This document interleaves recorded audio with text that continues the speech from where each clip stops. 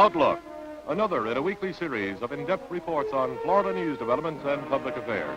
Tonight, WCKT newsman Wayne Ferris examines the age for space.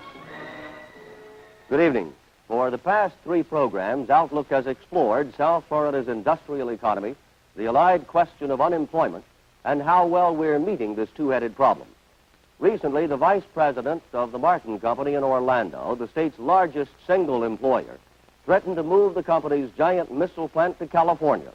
The complaint was not economic hardship, labor troubles, or taxes, but the lack of scientific facilities for research and education. Tonight on Outlook, we'll examine the course South Florida schools and colleges have chartered to meet the challenge of the age for space. There's no mistaking that we live in an era of scientific revolution. It's said that more than 90% of all scientific thinkers who ever lived belong to our generation. And even though the mind of man is searching in every conceivable direction, the most dramatic aspect of this revolution is the race to conquer space. With the development of Cape Canaveral as this nation's command post in the space age, Florida has been thrust into the midst of this exciting adventure. But the giant industries such as the Martin Company in Orlando and smaller producers that serve Cape Canaveral depend heavily on brain power. They accuse Florida of not meeting the educational challenge raised by the space age. Martin's vice president and general manager, G.T. Willey, explains why his company might be forced to move to California if something isn't done.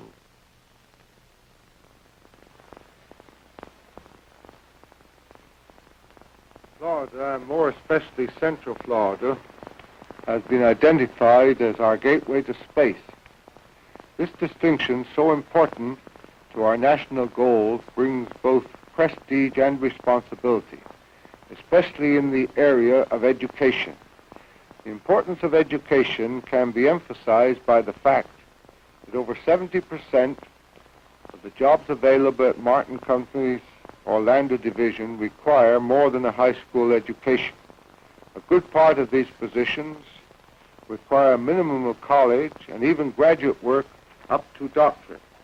As the largest single industrial employer in Florida, Martin Company is actively concerned about opportunities for higher educations for the scientists, engineers, and technicians. We cannot afford to lose potential leadership in the space age by default. We can and must consolidate our economic gains and ensure our future for ourselves, our youth, by establishing a suitable technical university geared to the demands and needs of the times. It's no accident that California accounts for 47% of the existing space contracts let by NASA last year. We at Martin Orlando, as citizens of the progressive state of Florida, endorse the goal of our state and civic leaders in bringing to reality a Florida Space Institution. Not in 1970, but we must get moving now and redeem the time that has been lost. In South Florida, the arrival of Aerojet General has aroused great interest in the field of higher education. The University of Miami is presently engaged in research projects for the National Aeronautics and Space Administration.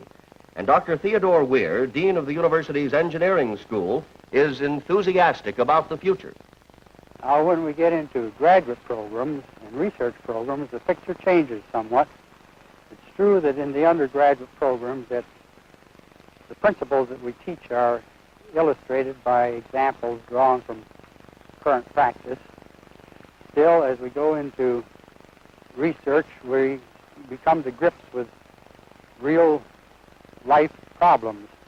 And those problems are drawn from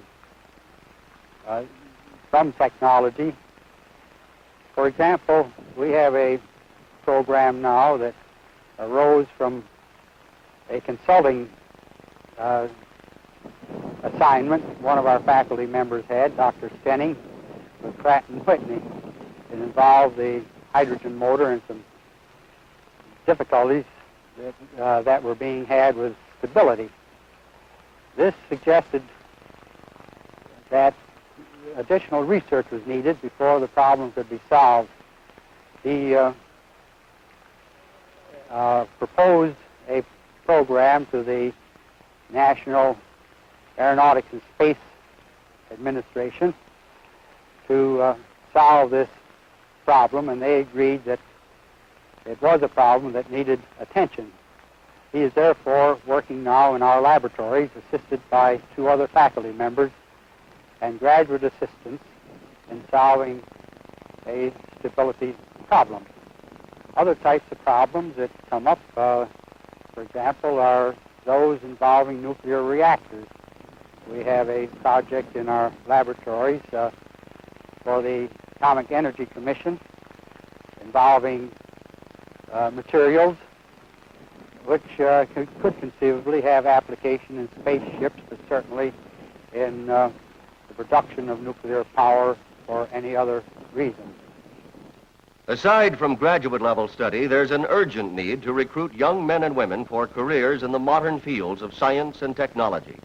The Miami-Dade Junior College seeks to channel youthful interests in these directions by offering a course in general space science. Professor Glenn Baker, a doctoral candidate in physics, authored the book for the course and says it's the only one of its kind in the nation.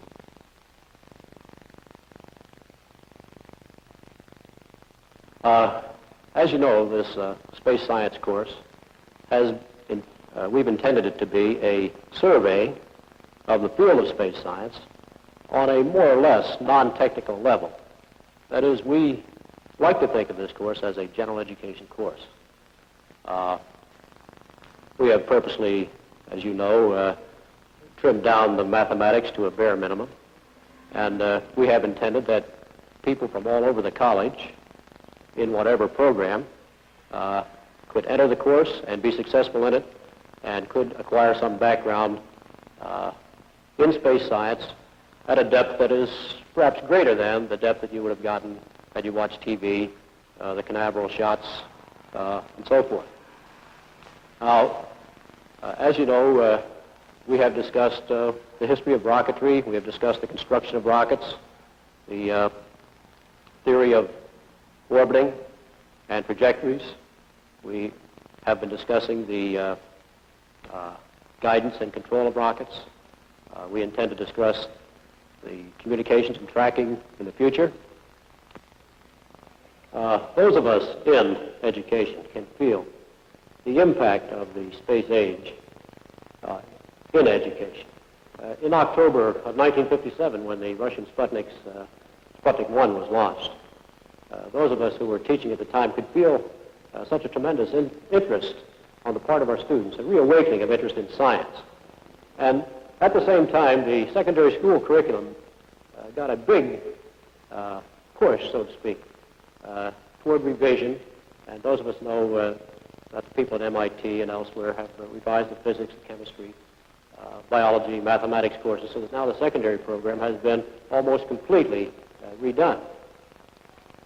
Well, this impact is just now beginning to reach the colleges, and I believe here in Florida that the impact is perhaps greater and is a little bit earlier in reaching maturity because of the presence of Cape Canaveral. Dade County, with its new rocket facilities and what we hope will amount to a, shall we say, an influx of industry, should provide educational facilities for the young people and also for the people that will come into the area, the technicians, the engineers, and so forth. Educationally, we should provide the opportunity of training for these people so that they can take advantage of the financial opportunities that will accrue to them. The space age has also affected Broward County, where the Broward Junior College reports most of its students majoring in some fields of science, engineering, or mathematics. Within 2 years, the school expects to complete its science building, doubling its teaching staff and enlarging its science curriculum. School officials say the only thing holding them back is the low salaries paid to teachers, making it difficult to get qualified people. On the secondary level, the Broward Board of Public Instruction is launching an exciting new adventure in education with the construction of the Nova School. Adjacent to the junior college, Nova will serve students from the 1st through 12th grades with a single coordinated program. The school will use advanced methods allowing each child to progress according to his individual ability. At the Broward Senior High School level, the science curriculum is being overhauled. Teachers are being retrained through extension courses at the University of Florida.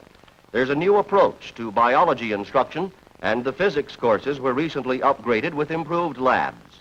School officials admit they're behind Dade County, but not by much. Updating of science courses is also taking place in Palm Beach County, with funds supplied by the National Science Foundation. New physics courses are now taught in some high schools. Fresh courses in biology and chemistry are also being introduced. Federal grants have been approved to send teachers to the University of Florida for extension courses in science. South Florida's schools rate among the most advanced in science.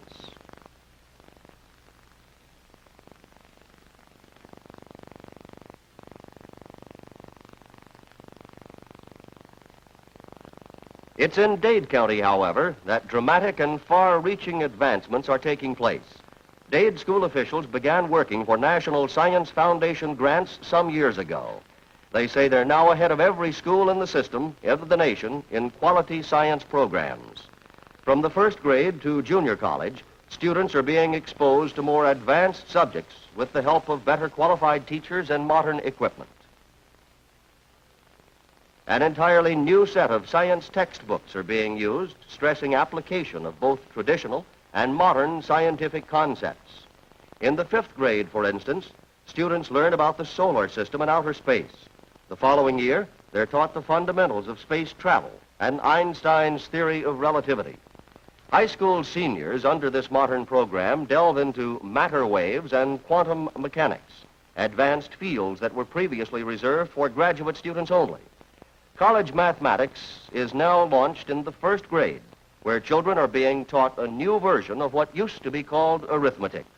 The whole concept of teaching science has been revolutionized, and along with it, teaching methods. Heavy stress is laid on laboratory work where children can discover answers rather than just read them out of a book. To do this, teachers have had to be retrained on a mass scale. This educational revolution has advanced secondary education to the level that some educators now claim that colleges must catch up with the high schools if the educational process is not to bog down.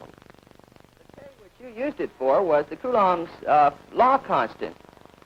The value 1.44 times 10 to the minus 17 joules is the force times the distance in this apparatus with voltage of 90 volts across the two plates and a distance of 9.3 millimeters.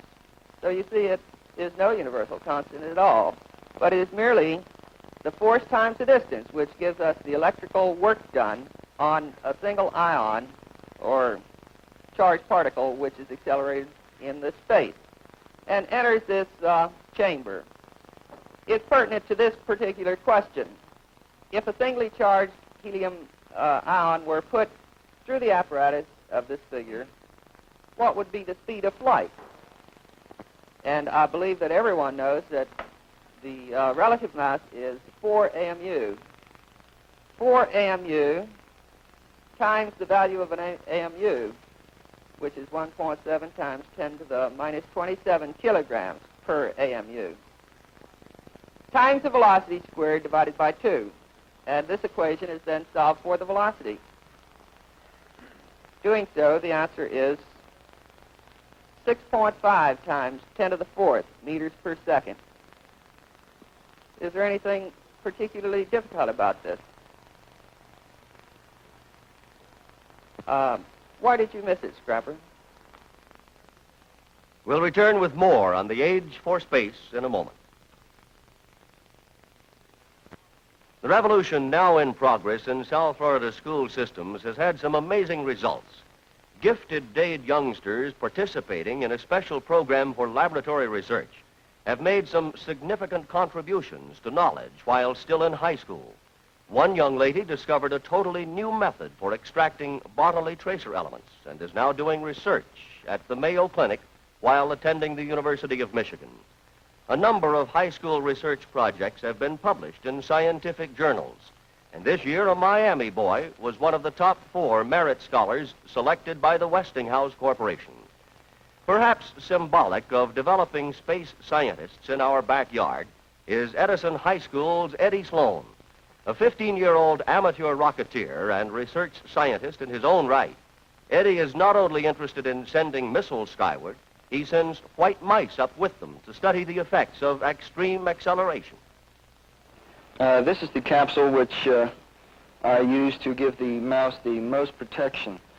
This is used on bigger boosters because it is a little heavier than some of the other capsules I use, and this features for the mouse in case of any difficulty or jolting or vibrations, but mainly because of a crash landing or something like that.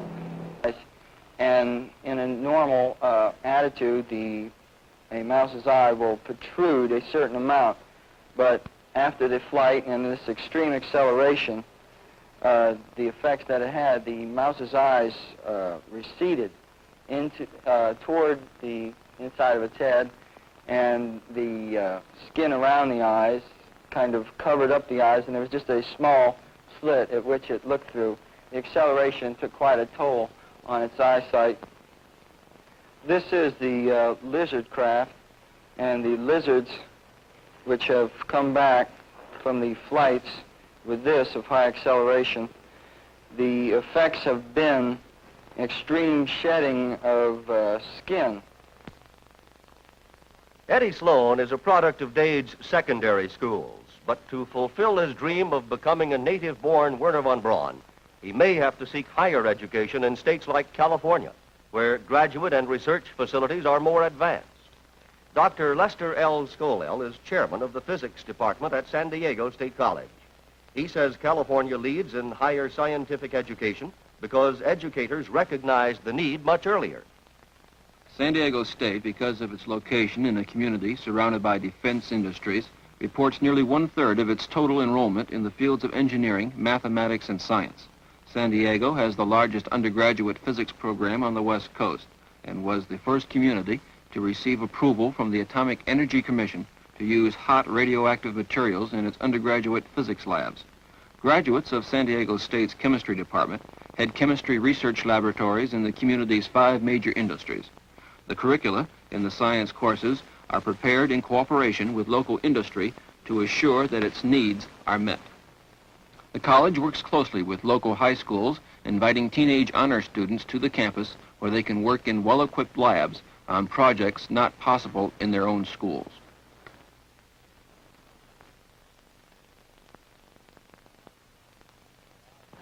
We're now standing in the rear of the MacArthur Engineering Building, which actually can be considered as the cornerstone of what will eventually be a massive center for science buildings.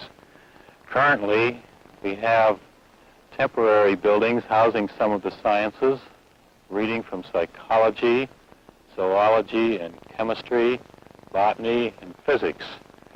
Other sciences are still located in the North Campus.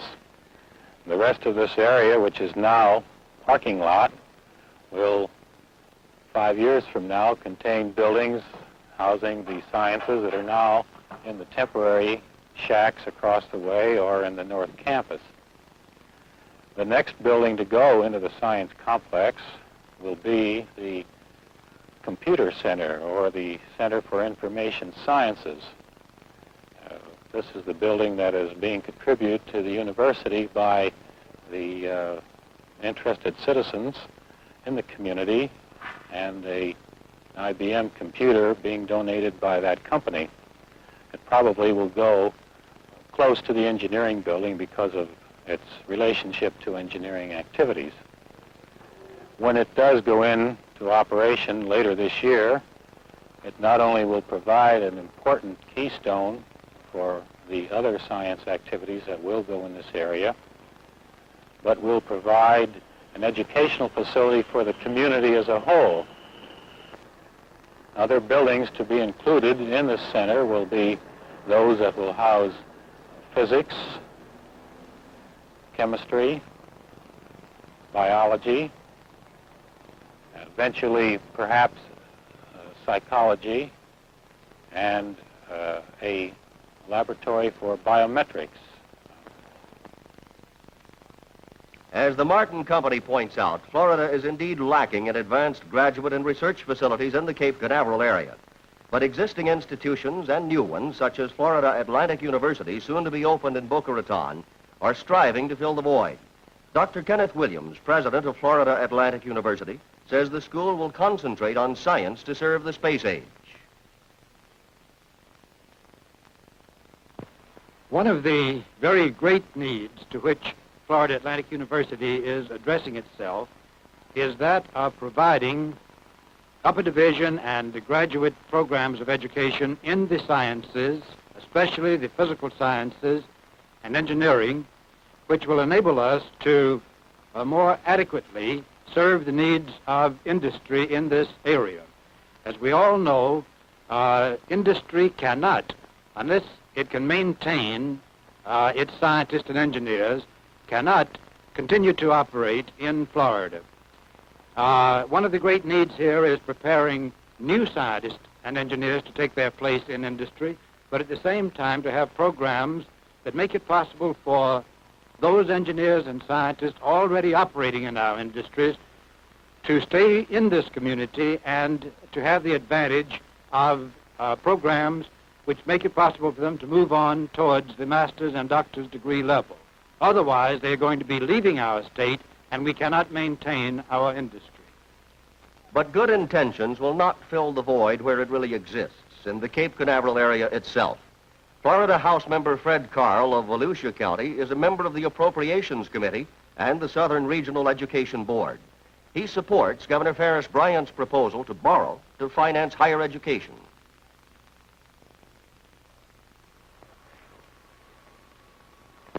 The aerospace activity in Florida makes it mandatory that we have a new type institution in or around Cape Canaveral. And because there is so much of this activity in this area, it's mandatory that we do it, and that we do it now, and that it be in this particular area. We have some of that activity in this county, such as General Electric with its new big plant that has recently come in here.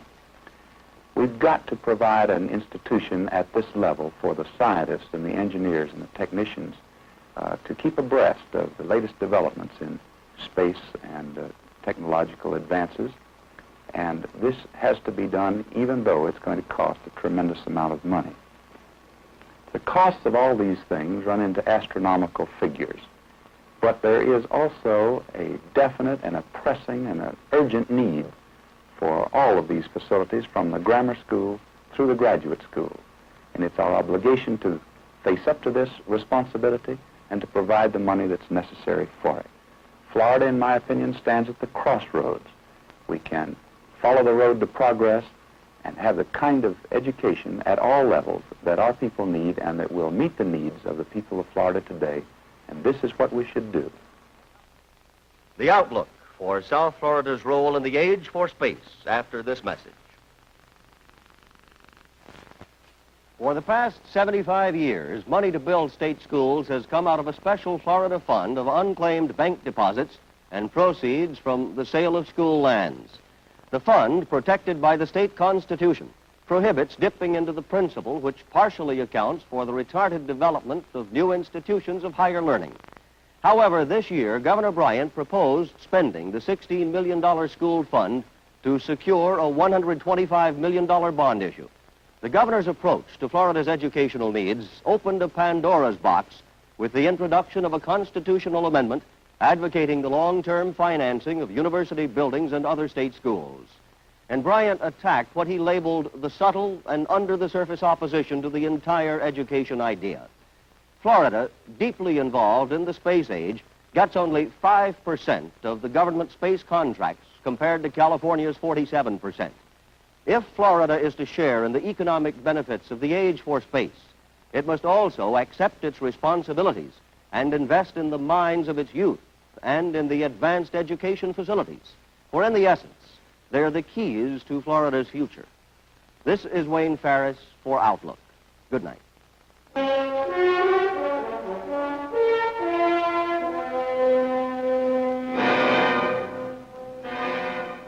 You have been watching Outlook, a weekly presentation of WCKT News. Tune in next Saturday evening at 6:30 when Outlook will examine another topic of interest to the South Florida community. This program was pre-recorded.